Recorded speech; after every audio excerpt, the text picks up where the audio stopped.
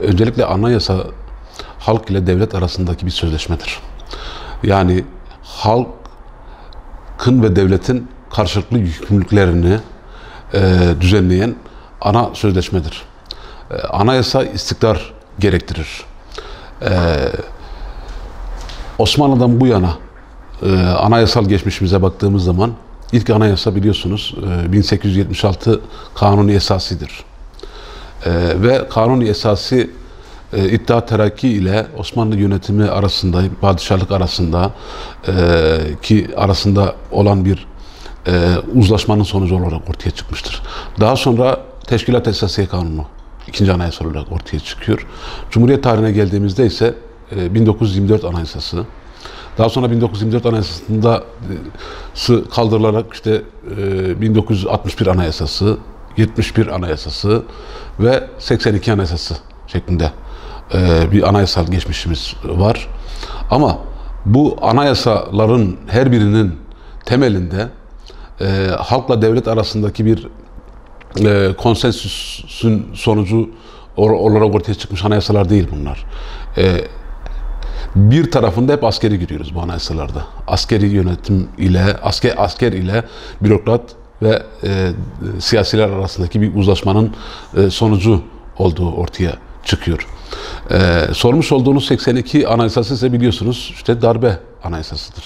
Yani 61, 71 ve 82 anayasaların hepsi askeri darbenin ürünü olan anayasalardır. Dolayısıyla bu anayasaların hazırlanmasında asker önemli bir aktördür.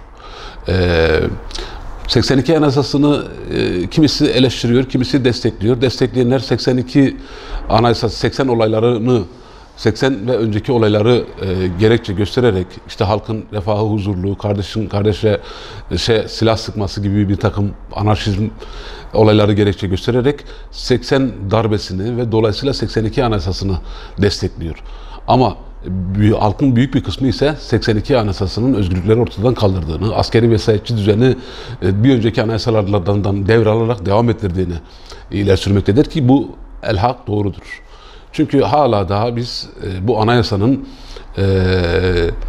ideolojik yönlendirmesi altındayız. Devlet aklı bu anayasaya göre hala varlığını devam ettiriyor. Neydi bu? İşte Cumhurbaşkanı'na çok geniş yetkiler verilmiş olması, her şeyden önemlisi insanı yaşat ki devlet de yaşasın anlayışının yerine devleti yaşat ki halk da yaşasın anlayışı hakim olduğunu görüyoruz. Yani her şey devlet için ve onun dışında olamaz anlayışını görüyoruz. Oysa Avrupa'ya bakmış olduğumuzda, Batı'nın anayasa tarihine bakmış olduğumuzda hep anayasaların bir halk devrimi sonucunda halkla devlet arasındaki uzun süren müzakereler sonucunda halkın sosyal yaşantısına, siyasal, iktisadi yaşantısına uygun, düşünsel yaşamına uygun anayasaların olduğunu görüyoruz. Ama Türkiye'de maalesef bu böyle gelişmiyor. Ve nitekim demin saymıştım yani Osmanlı'nın son döneminden Cumhuriyet günümüze kadarki olan anayasalar Türkiye'de bir istikrarın olmadığını gösteriyor. Eğer bir ülkede sürekli anayasa değişikliği oluyorsa o ülkede istikrar yok demektir. Dolayısıyla siz her şeyden önce devlet olarak halkla ilişkinizi düzenlemeniz gerekiyor. Bunun yolu da daha özgürlükçü bir anayasadır. Örneğin çok eleştirilen bir şey ana dilin Türkçe olması. Yani ana dilin resmi dil demiyorum. Resmi dil zaten Türkçe ama ana dilin de Türkçe olması yıllardır Doğu ve Güneydoğu'daki insanları mağdur etti. Bundan dolayı cezalan oldu, işte okulunu okuyamayan oldu, okulunu bırakan oldu. Bundan dolayı eğitim hakkından faydalanamayan bir sürü insan oldu. Ve bu yasaklar her ne kadar günümüzde kimse karışmıyor, istediği dilde konuşur deniliyor ise de bugün ana dilde eğitim yapılamıyor. Yani yapılamıyor. Bu nedir? 82 Anayasası'nın bir ürünüdür. Bunun yapılması gerekiyor her şeyden önce. Yani kaldırılması gerekiyor. Bu hatadan dönülmesi gerekiyor. Ve bunun gibi daha birçok hatalar var. Yani düşünce özgürlüğü hala Türkiye'de kısıtlanmış. Evet, anayasada din ve vicdan özgürlüğünden bahsediyor. Çok güzel ifadeler de var. Ama gel gör ki terörle mücadele kanunu içerisinde silahsız terör örgütü üyeliği kavramını koymuşsunuz. Ve kişi düşüncesini açıkladığı zaman, rejime muhalif bir düşünce ortaya koyduğu zaman hemen bir terör örgütüyle bağlantılandırıp silahsız terör örgütüne üye olmaktan kişi yargılanabiliyor.